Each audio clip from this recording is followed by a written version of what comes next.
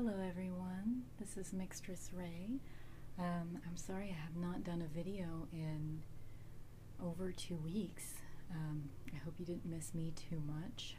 I've been kind of busy doing, I'm on vacation. I haven't been busy doing anything super awesome for my vacation or anything. I've just been kind of doing some other things that I don't normally do. I've been still pretty much, most of my energy is going towards the radio station. I hope you'll forgive me. Today I'm just going to do basically I thought to myself, okay, I need to do a video and I need to start on the book club book. So I'm going to do both simultaneously. I'm going to read you chapter 1 from Neil Gaiman's Neverwhere. Let's see.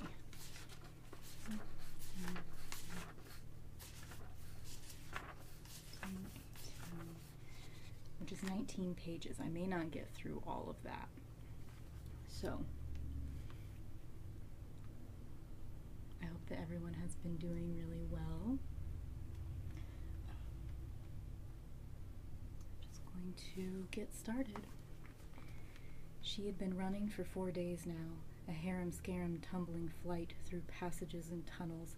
She was hungry and exhausted and more tired than a body could stand, and each successive door was proving harder to open.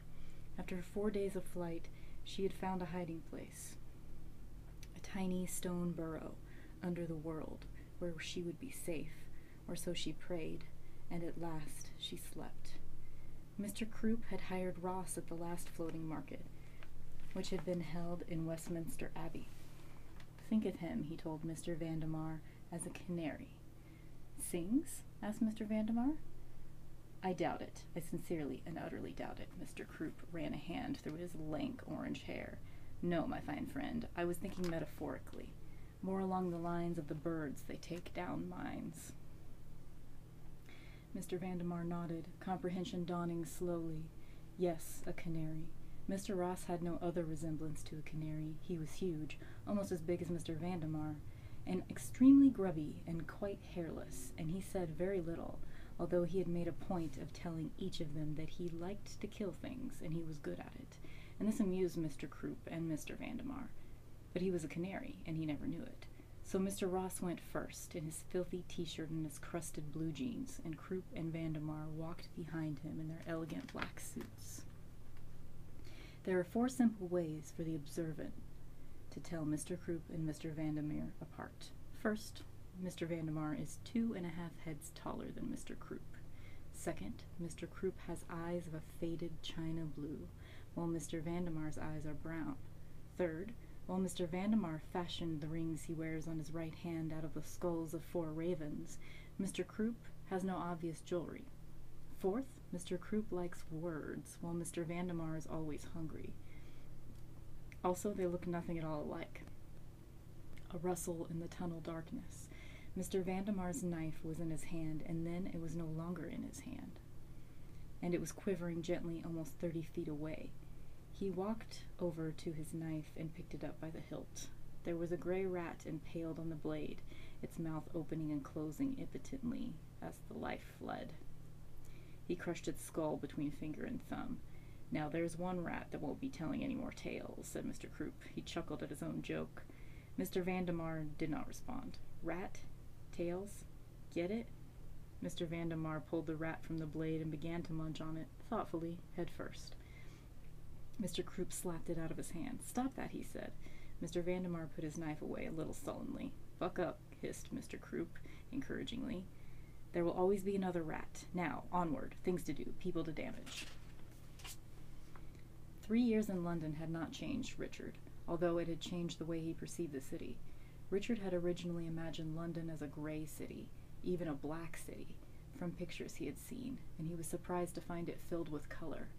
It was a city of red brick and white stone, red buses and large black taxis, bright red mailboxes and green grassy parks and cemeteries.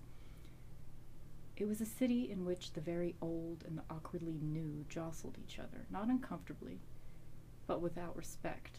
A city of shops and offices and restaurants and homes, of parks and churches, of ignored monuments and remarkably unpalatial palaces. A city of hundreds of districts with strange names: Crouch End, Chalk Farm, Earl's Court, Marble Arch, and oddly distinct identities. A noisy, dirty, cheerful, troubled city, which fed on tourists, needed them as it despised them, in which the average speed of transportation through the city had not increased in 300 years, following 500 years of fitful road widening and unskillful compromises between the needs of traffic, whether horse-drawn or, more recently, motorized, and the needs of pedestrians, a city inhabited by and teeming with people of every color and manner and kind. When he had first arrived, he had found London huge, odd, fundamentally incomprehensible, with only the tube map, that elegant multicolored topographical display of underground railway lines and stations, giving it any semblance of order. Gradually he realized that the tube map was a handy fiction that made life easier but bore no resemblance to the reality of the shape of the city above. It was like belonging to a political party, he thought once, proudly, and then, having tried to explain the resemblance between the tube map and politics at a party to a cluster of bewildered strangers, he decided in the future to leave political comment to others. He continued, slowly, by a process of osmosis and white knowledge, which is like white noise, only more useful, to comprehend the city, a process that accelerated when he realized that the actual city of London itself was no bigger than a square mile, stretched from Aldgate in the east to Fleet Street and the law courts of the Old Bailey in the west, a tiny municipality, now home to London's financial institutions, and that was where it had all begun. I wonder if that's true. City of London's only a square mile. Dell, if you're watching this, confirm or deny that for me, or else I'll look it up. 2,000 years before, London had been a little Celtic village on the north shore of the Thames, which the Romans had encountered, then settled in. London had grown slowly until roughly 1,000 years later it met the tiny royal city of Westminster immediately to the west, and once the London Bridge had been built, London touched the town of Southwark directly across the river, and it continued to grow. Fields and woods and marshlands slowly vanished beneath the flourishing town, and it continued to expand, encountering other little villages and hamlets as it grew, like Whitechapel and Deptford to the east, Hammersmith and Shepherd's Bush to the west, Camden and Islington in the north, Battersea and Lambeth across the Thames to the south, absorbing all of them, just as a pool of mercury encounters and incorporates smaller beads of mercury, leaving only their names behind. London grew into something huge and contradictory. It was a good place and a fine city, but there is a price to be paid for all good places, and a price that all good places have to pay. After a while, Richard found himself taking London for granted. In time, he began to pride himself on having visited none of the sights of London, except for the Tower of London, when his Aunt Maud came down to the city for a weekend, and Richard found himself her reluctant escort. But Jessica changed all that.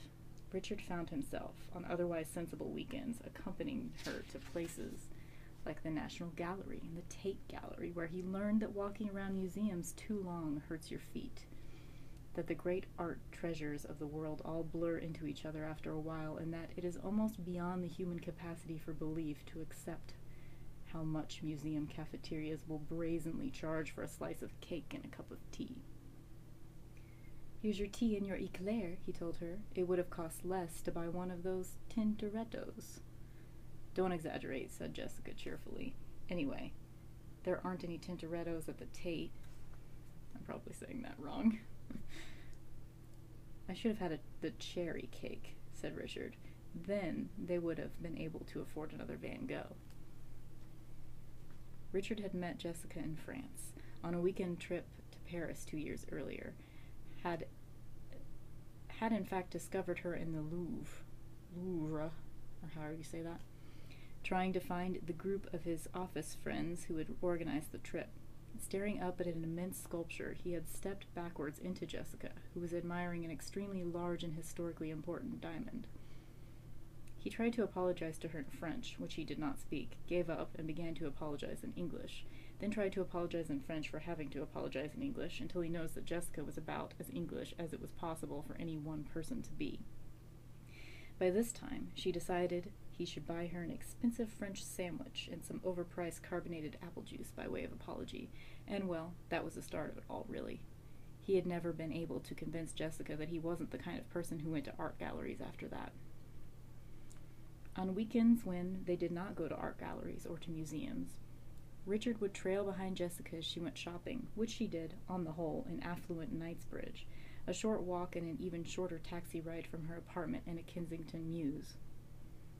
Richard would accompany Jessica on her tours of such huge and intimidating emporia as Harrods and Harvey Nichols, stores where Jessica was able to purchase anything from jewelry to books to the week's groceries.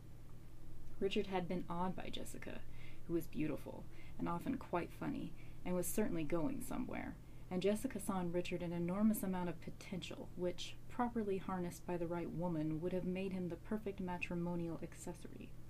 If only he were a little more focused, she would murmur to herself, and so she gave him books with titles like Dress for Success and 125 Habits of Successful Men, and books on how to run a business like a military campaign, and Richard always said thank you and always intended to read them. In Harvey Nichols' men's fashion department, she would pick out for him the kinds of clothes she thought that he should wear. And he wore them, during the week anyway, and a year to the day after their first encounter, she told him she thought it was time that they went shopping for an engagement ring. "Why do you go out with her?" asked Gary, in corporate accounts, 18 months later. "She's terrifying." Richard shook his head. "She's really sweet once you get to know her." Gary put down the plastic troll doll he had picked up from Richard's desk. "I'm surprised she still lets you play with these." "The subject has never come up," said Richard, picking up one of the creatures from his desk. It had a shock of day-glow orange hair and a slightly baffled expression, as if it were lost.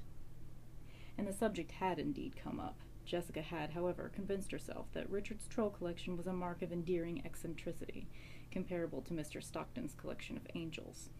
Jessica was in the process of organizing a traveling exhibition of Mr. Stockton's angel collection, and she had come to the conclusion that great men always collected something. In actuality, Richard did not really collect trolls. He had found a troll on the sidewalk outside the office, and in a vain attempt at injecting a little personality into his working world, he had placed it on his computer monitor. The others had followed over the next few months, gifts from colleagues who had noticed that Richard had a penchant for the ugly little creatures. He had taken the gifts and positioned them strategically around his desk, beside the telephones and the framed photograph of Jessica. The photograph had a yellow post-it note stuck to it.